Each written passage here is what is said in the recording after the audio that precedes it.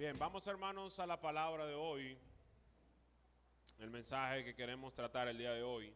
Nosotros acabamos de celebrar el mes de la Biblia, septiembre es el mes de la Biblia, y qué bueno, estaba meditando que septiembre y octubre están ahí pegaditos y son 2 meses bastante importantes para nosotros. Número uno, septiembre es el mes de la Biblia y octubre es el mes de la Reforma. ¿Cuántos lo sabían eso?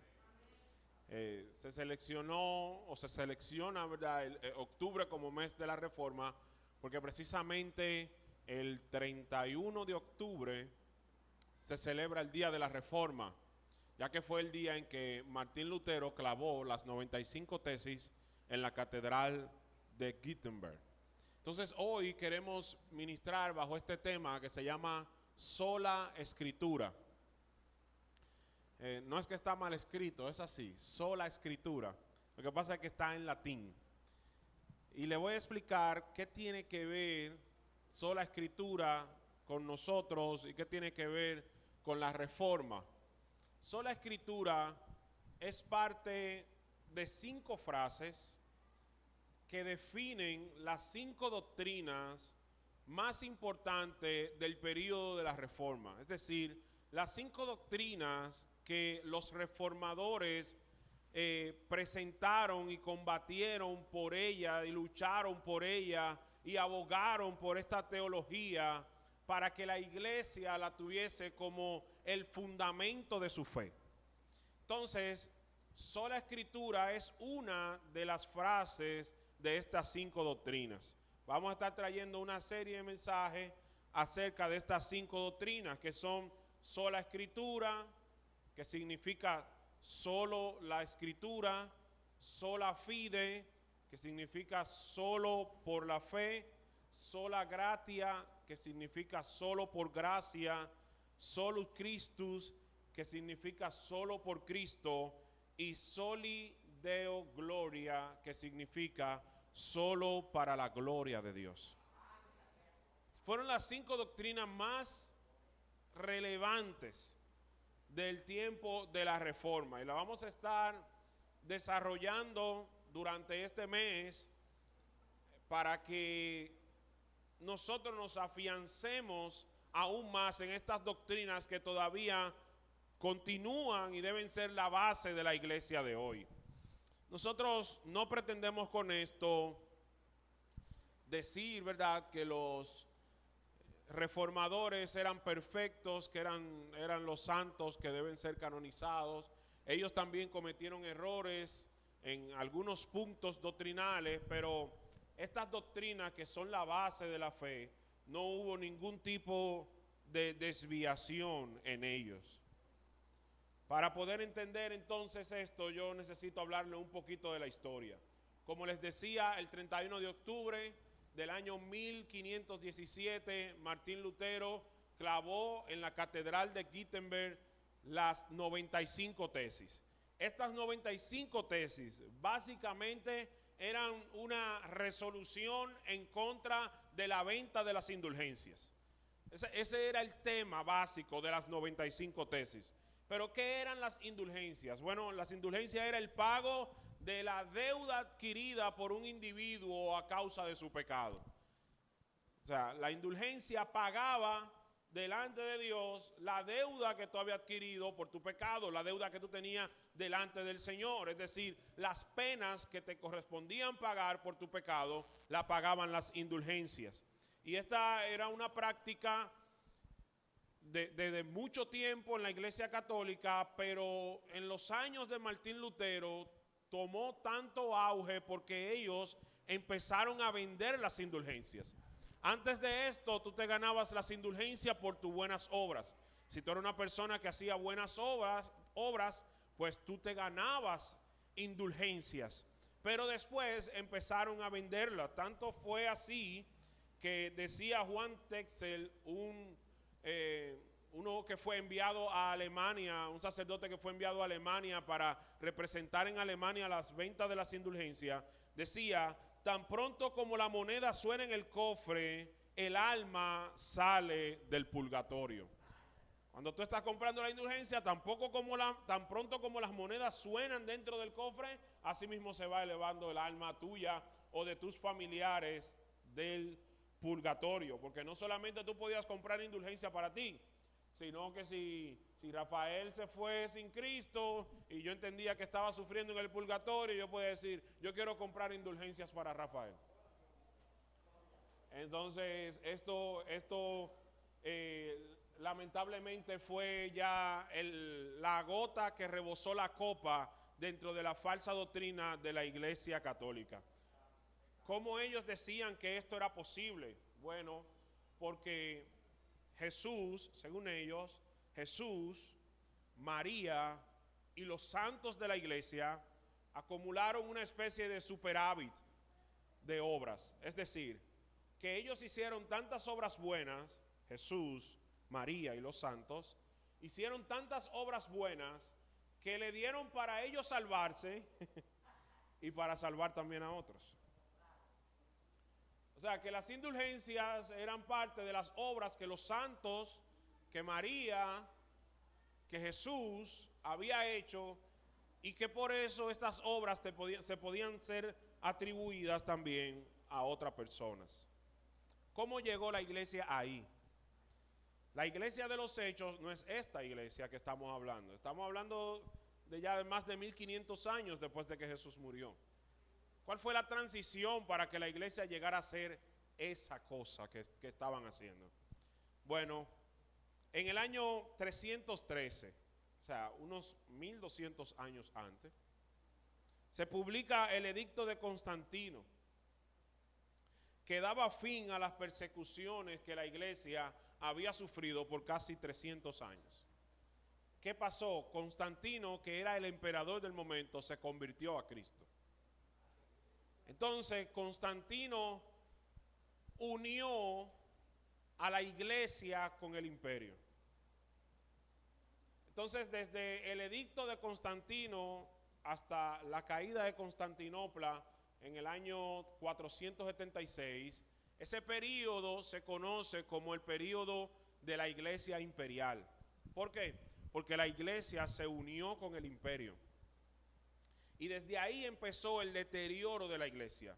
¿Por qué? Porque la iglesia que era ardiente, pujante, la iglesia de predicar el evangelio a toda hora, ahora estaba acomodada en el palacio. Ahora los ministros del Señor eran los funcionarios del gobierno. Ahora no había persecución. Ahora lo contrario, si alguien del pueblo de Dios se atrevía a contradecir al gobierno, el mismo pueblo lo callaba. Varón, tranquilo, que no nos van a dar la fundita. Entonces, la iglesia se acomodó al gobierno. Claro, siempre dentro de esos periodos hubieron gente que clamaban y que predicaban que ese no era el evangelio, pero no eran la mayoría, ni tampoco surtieron el efecto que ellos necesitaban y que la iglesia necesitaba. Entonces, la iglesia se une con el imperio y la iglesia empieza a adoptar tradiciones paganas, empiezan a unirse las tradiciones paganas del pueblo romano, del imperio romano, con las tradiciones de la iglesia. Y por eso es que nace ahí la iglesia católica. Católica, que significa todo el mundo, y entonces la iglesia completa se llama Iglesia Católica Apostólica Romana. El Santo Imperio Romano, se llamaban así. Entonces, luego de que cae Constantinopla, viene el periodo de la iglesia medieval, desde el 476 hasta el 1453. Ahí es que surge el poder papal. O sea, en este periodo ahora el imperio no es Roma, ahora el imperio es la iglesia. Y el poder que tenía Roma ahora estaba delegado en la iglesia, pero no en la iglesia en su conjunto, sino en los papas. ¿Están prestando atención? Porque si no, no van a atender el mensaje de hoy. Entonces, todo el poder que tenía la iglesia estaba delegado en una persona. ¿Quién? El Papa. Que en estos 1000 años que le digo de historia, ¿verdad? Pasaron muchos papas. Y cada uno de ellos dejaba legados de falsas doctrinas dentro de la iglesia. Dentro de ellas la que estamos hablando, las indulgencias, que fueron las que dieron el punto final. Pero también, por ejemplo, hubieron doctrinas como la transustanciación. ¿Qué es la transustanciación? Bueno, cuando nosotros participamos del pan y del vino, nosotros entendemos que simbolizan el cuerpo y la sangre de Cristo. Pero el católico entiende que se convierte literalmente en parte del cuerpo de Cristo y literalmente en parte de la sangre de Cristo. Entonces, esta fue una doctrina instituida por un papa dentro de la iglesia. Entonces, la doctrina de la iglesia quedó en manos de hombres. Lo que decía ese hombre era la palabra de Dios. Lo que salía de la boca de esta persona era considerado palabra de Dios. Amén. Entonces, esto llevó al deterioro de la doctrina de la iglesia hasta el momento en el que estamos hablando. Entonces, ahí aparecen los reformadores.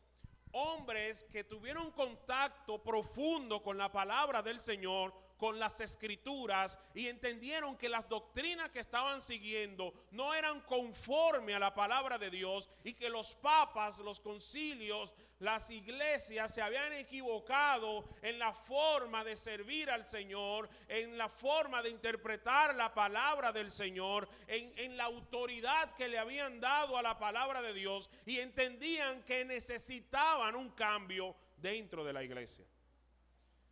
Es bueno que usted sepa que Martín Lutero no fue el único. Hubieron varios hombres de Dios que tuvieron este fuego y este anhelo, pero Martín Lutero fue el que más ha resaltado. Pero no era una persona externa a la iglesia. Si hubiese sido una persona externa a la iglesia, no hubiese tenido contacto con la palabra de Dios, porque nadie en este tiempo tenía una Biblia. Nadie, solamente la iglesia. Una Biblia costaba aproximadamente 10 veces el salario mínimo de un hombre, porque no se había ni siquiera inventado la imprenta, que fue lo que hizo que se amenizara un poquito el precio de la Biblia. Entonces, Martín Lutero tiene contacto con la palabra de Dios. Él empieza a enseñar y a dar clases precisamente del libro de Gálatas, estábamos estudiando, y del libro de Romanos. Y en estas clases, Martín Lutero, profundizando, se da cuenta de que la salvación no puede ser por compras de indulgencia. Se da cuenta que la salvación es por fe. Entonces, esta doctrina de sola escritura, lo que quiere decir es que la Biblia tiene la más alta autoridad sobre la iglesia y sobre el mundo. Y esta de las 5 doctrinas pudiéramos decir que es la plataforma de todas las demás. Si nosotros no creyésemos en la sola escritura, pues es imposible que nosotros podamos fundamentar las demás doctrinas. Entonces el mensaje de hoy trata de nosotros ver las implicaciones que tiene esta doctrina de sola escritura. ¿Qué implica creer en sola escritura? Bueno, número 1, que la escritura fue inspirada por Dios.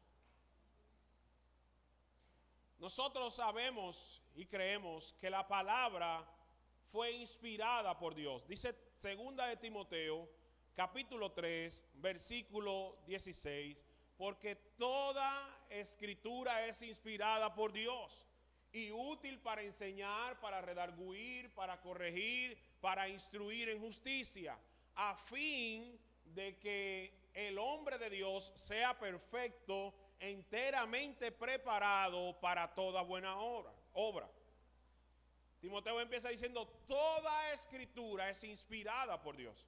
Nosotros debemos creer que toda la palabra de Dios sale de Dios.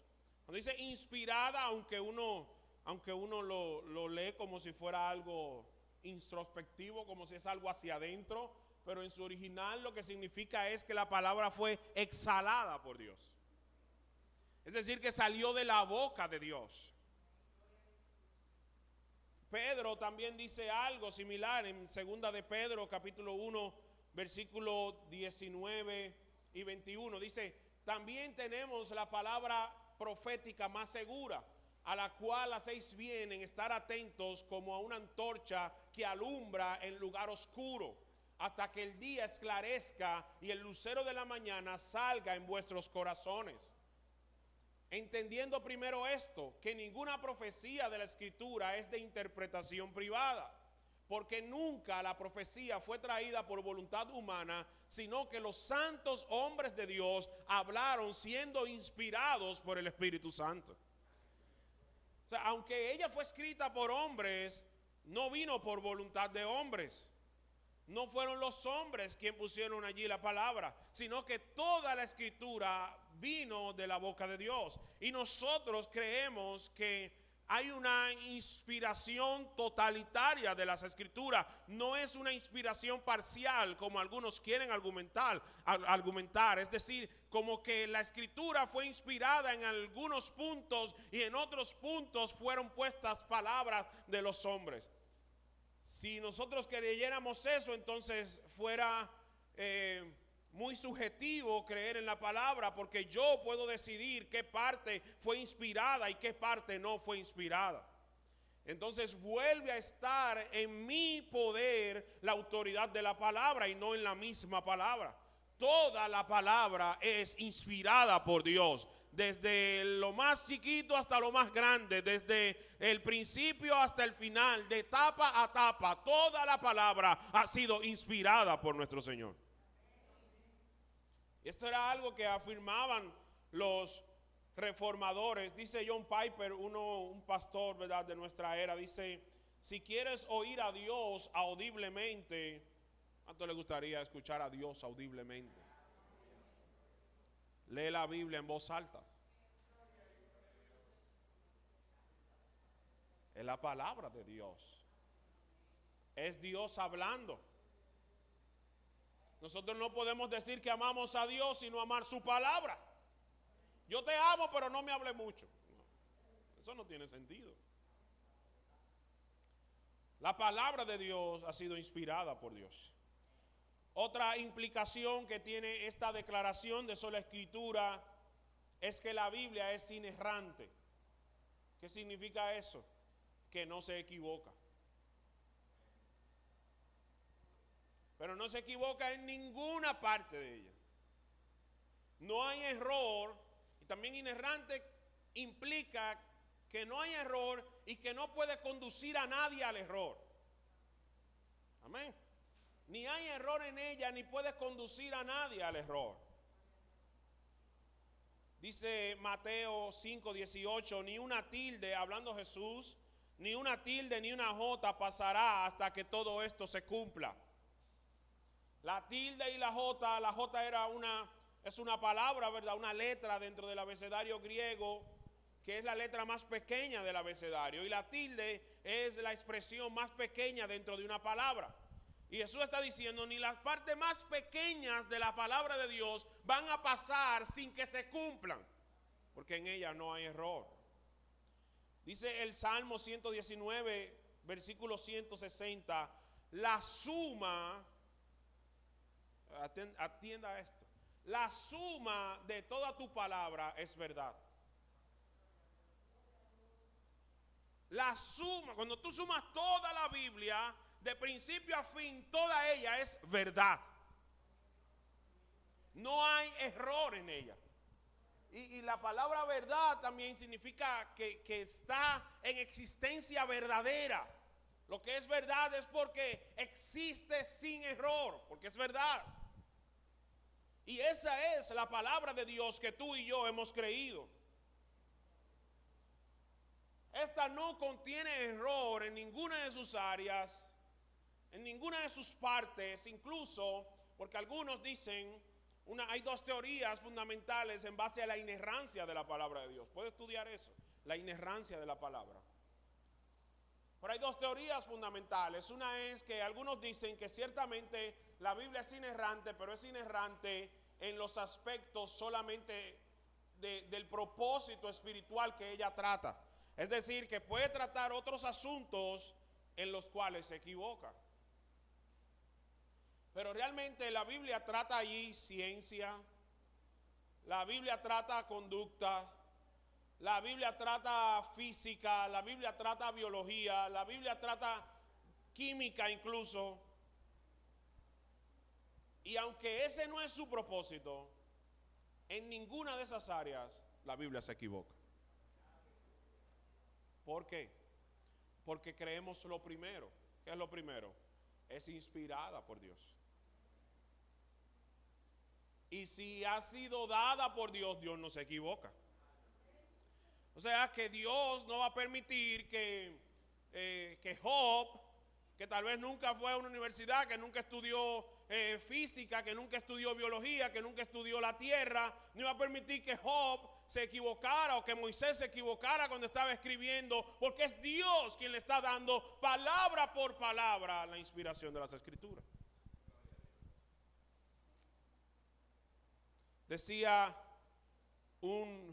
dice un teólogo llamado J.W. Montgomery, afirma que solo hay dos alternativas lógicas. O la Biblia es inspirada y sin error, o es un libro que en su calidad no difiere de otros. O creemos que la Biblia es inspirada y sin error, o la ponemos en el montón de libros que hay en el mundo. Alguien le preguntaba en algún momento a una persona, ¿tú crees realmente que Jonás fue tragado por una ballena y que duró allí 3 días vivo? Y esta persona dijo, si la Biblia dijera que fue Jonás que se tragó la ballena y que la ballena duró 3 días en el vientre de Jonás, yo también lo creyera. Porque la Biblia lo dice. Si la Biblia lo dice, es verdad, hermano. Si la palabra de Dios lo dice, es verdad. No hay pero a la palabra. Porque es la palabra de nuestro Señor. Número 3, y este es el punto central de toda la teología de sola escritura. Solo la Biblia tiene autoridad suprema sobre la conciencia del hombre. Solo la Biblia tiene autoridad suprema sobre la conciencia del hombre. ¿Qué quiere decir esto? La Biblia tiene la última palabra. Si al final la Biblia dice, pues ya no hay más nada que decir. Lamentablemente nosotros estamos viviendo un tiempo en el que se ha delegado esa autoridad sobre hombres. No solamente lo hizo la Iglesia Católica, también lo está haciendo la Iglesia Evangélica. Tenemos ahora un grupo de apóstoles, un grupo de profetas que no importa lo que la Biblia dice, lo que ese hombre diga es lo correcto. Cuando predican mensajes completamente distorsionados de la palabra del Señor. Completamente distorsionados. Como la Iglesia Católica, por ejemplo, delegó la autoridad de la Biblia sobre otras cosas. Por ejemplo, en el año 1546, después de la reforma fue en el 1517 y 18. En el año 1546, la iglesia se reúne y dice, ¿cómo nosotros vamos a combatir los efectos de la reforma? La Iglesia Católica. Y celebraron lo que se llamó el Concilio de Trenton. Lo pueden buscar. Hasta en Wikipedia aparece la historia, estaba viendo. Vamos a celebrar un concilio, vamos a reunir a los líderes de la iglesia para ver cómo nosotros vamos a combatir los efectos que ha dejado la reforma. Estaban aceptando ya que la reforma fue una realidad. Estaban aceptando que esto trajo un movimiento que le estaba robando a los fieles. Porque la gente empezó a abrir los ojos a la verdad de Dios. Pero dentro de las conclusiones a las que ellos llegaron allí, porque se hacían la pregunta de que ¿a qué vamos nosotros a obedecer? ¿Cómo vamos a determinar la doctrina de nuestra iglesia? Llegaron a la siguiente conclusión: la tradición, el Papa y las Escrituras determinan la doctrina de la iglesia. Oiga bien, la tradición, el Papa y las Escrituras determinan la doctrina de la iglesia. ¿Qué quiere decir eso? Le están dando el mismo lugar que tiene la palabra de Dios a la palabra del Papa y a la palabra de la tradición de la iglesia. Si usted aún no lo cree, en el punto 95 del Catecismo Católico dice lo siguiente. Dice: la santa tradición, las sagradas escrituras y el magisterio de la iglesia, según el plan prudente de Dios, están unidos y ligados, de modo que ninguno puede subsistir sin los otros. Los tres, cada uno según su carácter y bajo la acción del único Espíritu Santo, contribuyen eficazmente a la salvación de las almas. A mí lo que más me da terror de esto es esa parte que dice que ninguno puede subsistir sin el otro. Que la palabra no puede subsistir sin la tradición. Que la palabra no puede subsistir sin el magisterio de la iglesia, es decir, los maestros, las enseñanzas de la iglesia. Hermano, la palabra de Dios prevalece para siempre. No magisterio, no tradición, no. El cielo y la tierra pasarán, pero su palabra no pasará, hermano.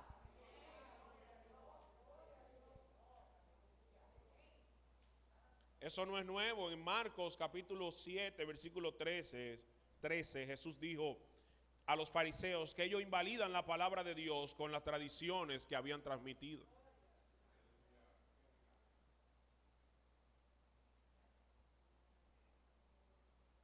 Quise traer este tema también porque a veces nosotros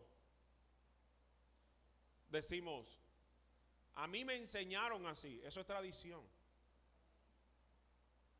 Aquí no importa cómo a mí me enseñaron ni cómo a ti te enseñaron. Lo importante es qué dice la palabra de Dios.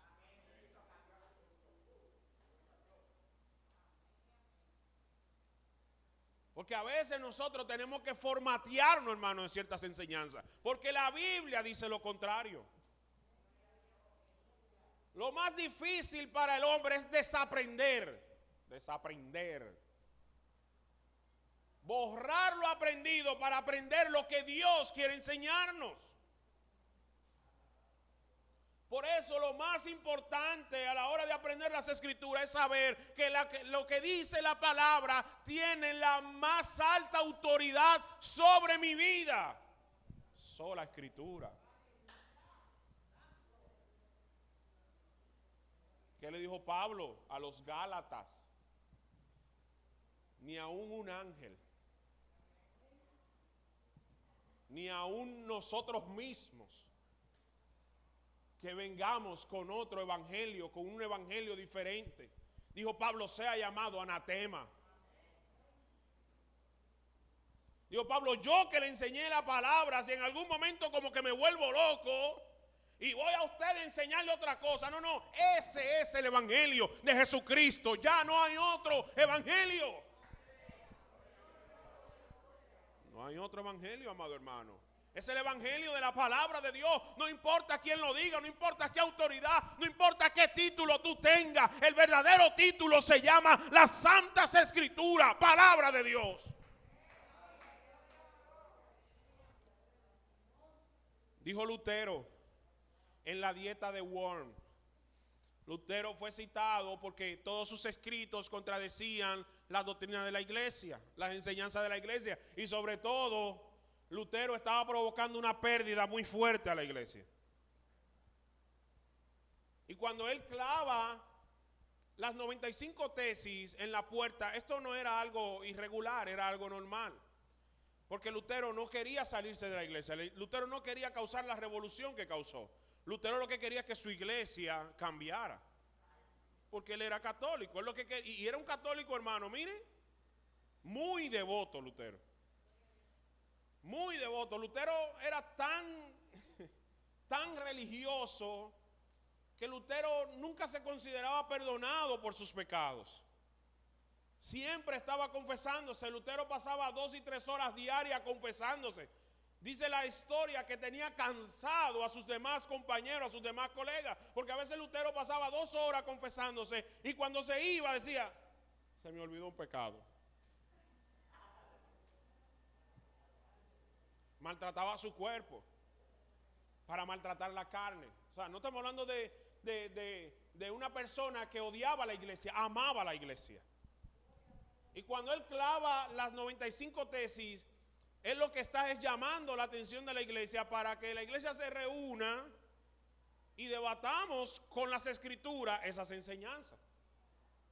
Era algo normal, dice Michelin, que era como, al él clavarla en un muro, era como tú publicar algo en el muro de Facebook. Pero cuando lo citaron en la dieta de Worms, o sea, en la asamblea de Worms, él dijo lo siguiente. Primero lo citaron y le dijeron, Lutero, tú niegas. Le pusieron todos los libros en una mesa y todas sus enseñanzas en una mesa. Lutero, solamente estamos aquí para hacerte 2 preguntas. No vamos a debatir nada. Aquí no hay un debate del libro de Gálatas. Aquí solamente te vamos a hacer 2 preguntas.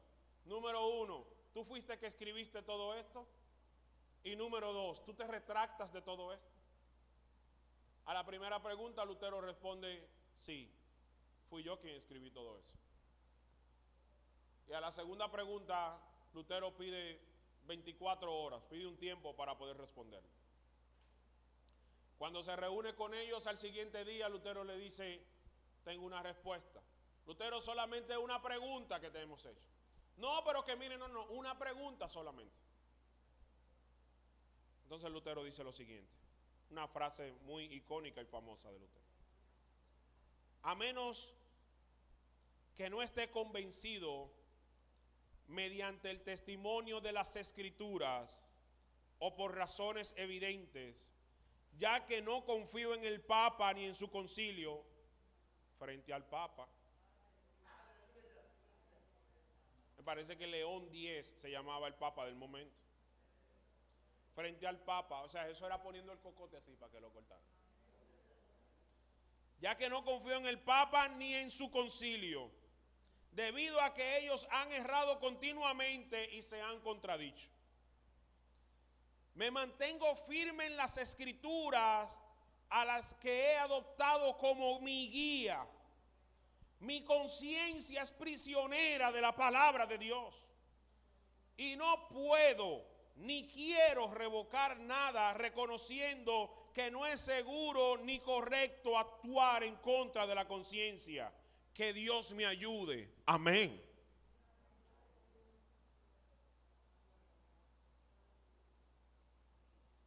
Aleluya. Mi hermano, usted lo ve así, pero yo meditaba en eso. Yo meditaba en eso. Y yo le decía a Dios, ¿quién sabe qué tipo de persecución a nosotros nos va a tocar vivir? ¿Quién sabe? Y yo le decía al Señor, dame el valor, Dios. O sea, yo me veo y yo le digo, yo no sé si realmente yo lo haga eso. Yo no sé, todavía yo no sé. Pero yo quiero hacerlo. O sea, yo quiero que si llega el momento de defender mi fe por encima de mi vida, yo defienda mi fe. Yo defienda lo que he creído en el Señor. Y créame que meditaba y lloré con esto. ¿Por qué? Porque yo me lo imaginaba ahora. Y yo pensaba en mi esposa, pensaba en mi hijo, pensaba incluso en la iglesia. Yo decía, tú vales más que todo eso, Señor.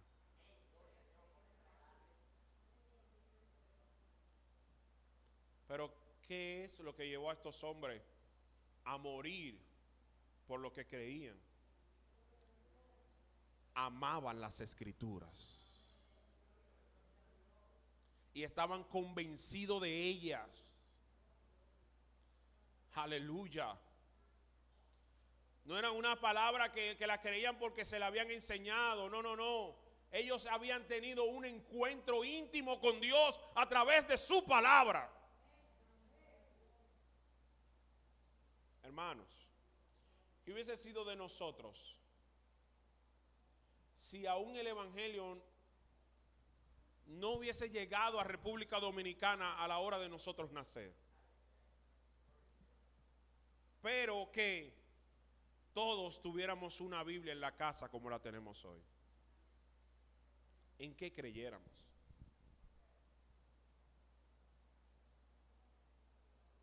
¿En qué creyeras tú, amado hermano?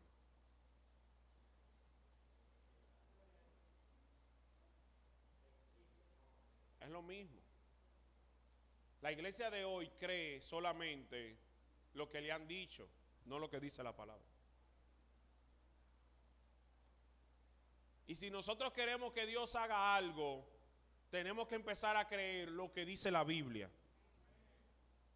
por encima de lo que el hombre ha dicho por años. Y vamos a ver a Dios obrando en gloria en nuestras vidas. Por último, la sola escritura significa creer también en la suficiencia de la palabra. Es decir, la palabra es todo lo que necesito para conocer la salvación de Cristo. Y solo la palabra de Dios es usada con el poder del Espíritu Santo para llevarnos a Cristo. Solo la palabra de Dios. Dice 1 Corintios capítulo 1 versículo 21. Pues ya que en la sabiduría de Dios el mundo no conoció a Dios mediante la sabiduría, agradó a Dios salvar a los creyentes por la locura de la predicación. ¿Cómo es que Dios va a salvar a los creyentes? Por la predicación. ¿Pero por la predicación de qué? De la palabra de Dios. Pablo, viendo las carencias y las dificultades que tenía su hijo Timoteo, le dice a Timoteo, me parece en el capítulo 4 de Primera de Timoteo, le dice: yo te encarezco a que prediques la palabra de Dios, que instes a tiempo y fuera de tiempo, que reprendas, que redarguyas, que corrijas con la palabra. Timoteo, tú tienes la herramienta, tú tienes lo que la iglesia necesita. Hermano, tú tienes lo que necesitas. Tú tienes la herramienta perfecta, tienes la Biblia, la palabra de Dios.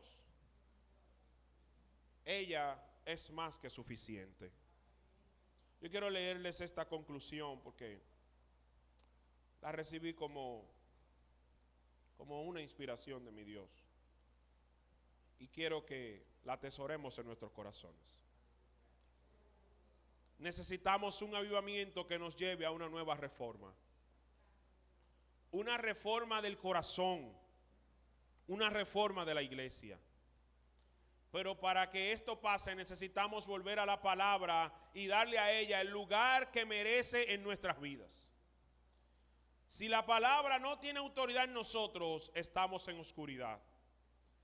Tenemos el entendimiento entenebrecido y nuestras almas andan en valle de sombra de muerte, pero sin el buen pastor de nuestro lado. Le pedimos a Dios que como en el principio ordene que se haga la luz, que sea su palabra lumbrera a nuestro camino, que arda en nuestros corazones el ferviente anhelo de escuchar a Dios a través de las Escrituras. Que Dios les bendiga, hermano. Y como dijo Lutero, que Dios nos ayude. Oramos al Señor. Padre, gracias. Gracias, Señor, por tu palabra expresa. Gracias, Señor, porque tú nos permites escucharte una vez más. Te pedimos perdón por las veces que hemos delegado la autoridad de la palabra a cualquier otra cosa. Y te pedimos, Señor, que nos ayudes a darle el lugar que se merece tu palabra en nuestras vidas.